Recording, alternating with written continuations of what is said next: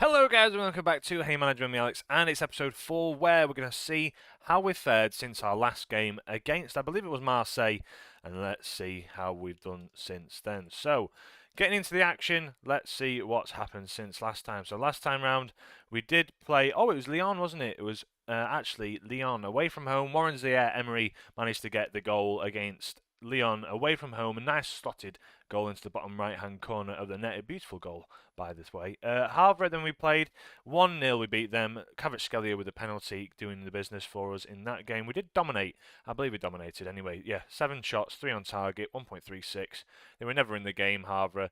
Yeah, 21% possession. We dominate possession against these lower sides. Then, against Leipzig, I now wish I'd brought you this game. We absolutely battered them. Lucas Hernandez with a goal, Fabian with a goal within the space of 3 minutes, 2 goals.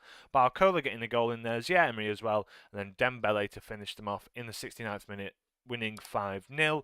Then we played Nantes, 6-1. Obviously, we see there that they got someone sent off in the 55th minute, but by then we were already 4-0 up. We had Dembele with a goal, João Neves with a brace, Hakimi with a goal as well, and then Barcola with 2 goals in 3 minutes towards the end of the game. But we did concede our second goal of the season to them away from home. Then we played Rennes, where we did beat them. Dembele with a goal in there, and then Barcola with a brace. In his last few games, Barcola, he's been playing really, really well. As you can see, 5 goals in his last 5. He did get, in his last 3 games, he's had 5 goals. Flipping heck, he's on fire at the moment. As you can see, he's very, very good, 22 years of age. We did sign him from Lyon. I want to see him getting even better than what he is now. I do have him on shooting as an advanced forward attack. I might put him on that left-hand side because he is playing there quite a lot for us at the moment. If you look at the tactics-wise, we do have him up front, but we do prefer him on the left if up front if Kvaratskhelia is available. But I'll keep him in this advanced forward role. He's doing well for us. There's no reason to shift him at the moment. I think for now, I'm pretty happy with how we are playing. So, today we do have the second game against Leipzig. Obviously, we're still in this Champions League group formatting because this is obviously the year before it got released for the league stage format. So, in terms of how we're going to play against Leipzig, I think we set up pretty positively. I'll be honest with you. I think we managed to absolutely smash them last time round. They do have a strong side. They've got Xavi Simons, obviously, previously with us. Šeško, who's been absolutely fantastic in real life, but in the game only 5 goals in 14 appearances. Campbell and Java, then they've got Raum and Henriks, who I know about, and then Glashi in net. I think for us, yeah, we're going to stick positive, play with Barcola up front. This formation's been doing us the world of good. Kvaratskhelia picked up a bit of an injury, so he won't be playing, or won't be starting today, let's put it that way. Gonçalo Ramos is back, but obviously Barcola's in fantastic form. Doué, he's also been playing pretty well. In real life, this man is a genius with the ball. Really, really good. I think he's 20 years of age in real life now. And oh wow, he is really, really good. Like, unbelievably good. So hopefully we can see that develop and match what he's like in real life. Obviously, French player, so he'll be at the club for a long time if he can, get a lot better. Hakimi, another player that I might try and keep around for a few years. The right back position is not really flooded with a lot of good French wing backs at the moment, but we'll see where we go from there. But otherwise, this team's been fantastic for me so far. So positive. We're going to go into the game. We're going to play it. We're going to see how we fare. The match engine is very interesting, I've got to admit. I've seen there's a lot more fluidity. It's like a different... The way I describe it is it's like the same user interface, but it's like a whole new system, whole new game system. So the actual back-end coding has completely changed, where they've made it so that all the different types of formations, all the different types of positions, they all function slightly differently. So it makes a completely different type of game, which is why this 4-3-3 is so much more effective than what it was previously in FM24. In previous FM24, I was using a lot of 4-2-3-1s, playing people deep.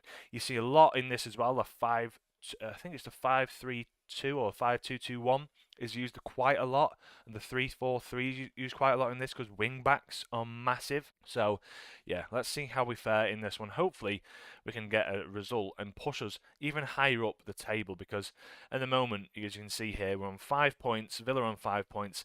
We need to try and beat Leipzig to, take ourselves to that next level, to that next stage. As Lee Kang-in gets the ball off Barcola now, he's done a pretty good hold-up play considering. Barcola into Vitinha now, puts it in that bottom right-hand corner. I don't think he's off, by the looks of things there, I don't think he was off. I think he was just onside. Goal review is going to tell us the goal's awarded. I thought about it. I thought and I saw that.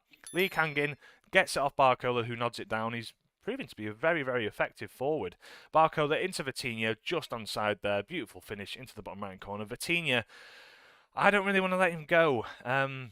He's going to be one of the last players that leaves. If what I want to try and do is replace every player that isn't French with someone who's even partially French is fine by me, but I'm going to make it a progressive sort of system. So you can't get rid of every single non-French player and then just get loads of French players in. You've got to do it bit by bit, obviously, because the transfer market won't allow that. Just won't let that happen. As the ball's played in, and Poulsen managed to equalise straight away for Leipzig. So we've literally been ahead by, I think it's about 30 seconds, 20 seconds.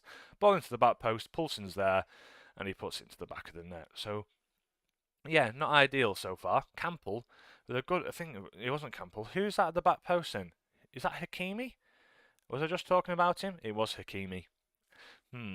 That might be a sign. Mukiele comes back. He's a bit of a stronger centre-back and it allows us to go into a bit more of a defensive formation. But let's see how we fare now against Leipzig again, as Campbell has a shot on goal, but Donnarumma's there to catch it. So, yeah, I think, as I was saying, try and get rid of as many players as possible, but obviously line up replacements straight away would be the ideal one, and then we go from there. So, for example, if we manage to do get two Chiellini, I might see if we can get rid of one of the midfielders, but nothing guaranteed for now. I mean, I know João Neves is fantastic. You don't really want to get rid of him.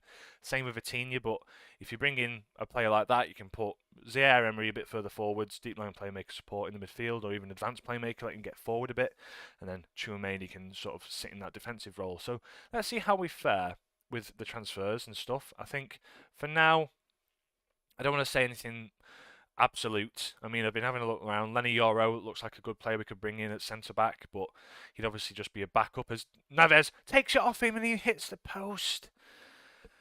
João Neves hits the post. It'd be fantastic if we can win the Champions League this year, because this would be probably the strongest team that we have for a few years. If we're going to try and get French players in, it's going to be very difficult because you're Mbappe's of the world. I don't see us getting him back anytime soon. Is all. That's the only fear for me. But yeah, going into the second half, said to the lads we're playing pretty well. Just keep it up. Not doing too bad so far. I think we should keep it up. We might take Dembele off for Doué, just make it a bit more central. Put Barcola maybe on that right hand side, but otherwise we're doing all right for now. Now then, Leipzig have a highlight. Xavi Simons on the ball. Raum, they're going to probably get another cross in here, and I'm a bit scared of the crosses into the back post. And Hassan Odrego puts it into the back of the net. And that is not looking good for us right now. Positive. We need to get something out of this game. Let's go more attacking. It's probably not the best idea to go attacking now, but we need it. We desperately need it. It's a great ball to in the back post, and our heading ability is just not there. Nuno Mendes and Hakimi just not fantastic defending them crosses in towards the back post. If we make another change now, then let's take off Dembele because he's having a shocking game. Absolutely shocking one. We'll put Barcola on that right hand side. Dembele off. Gonçalo Ramos on. Let's see what he can do up front. We'll bring off Mendes and we'll put Pacho at that inverted full-back position because we need someone to tuck in a bit more and be better in the air, I think, is in our position that we're in now. Let's fire up the lads. Barcola now gets on the balls. Yeah, Emery gets the ball off him. Vitinha tries to play the ball forward and it's a poor ball. Odrego into Orban now. They're trying to play it around at the back. Hopefully they're not time wasting. As now Galashi, can we maybe close him down? Gonçalo Ramos wins it back. Takes it first time. I didn't have any faith in him scoring from there.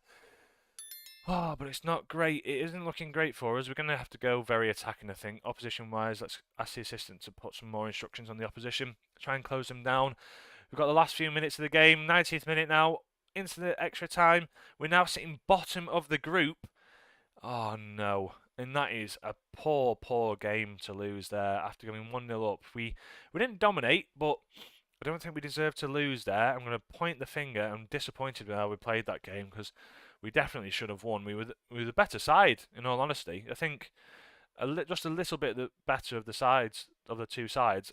I think we had the better chances as well, but just so poor. João Neves missing that shot where he strong goal easily, and then Gonçalo Ramos missing that goal at the front there. So we've got to rely on a few results going our way now. I think we're not going to be looking too great as Lee Kang-in's injured and out for a few days.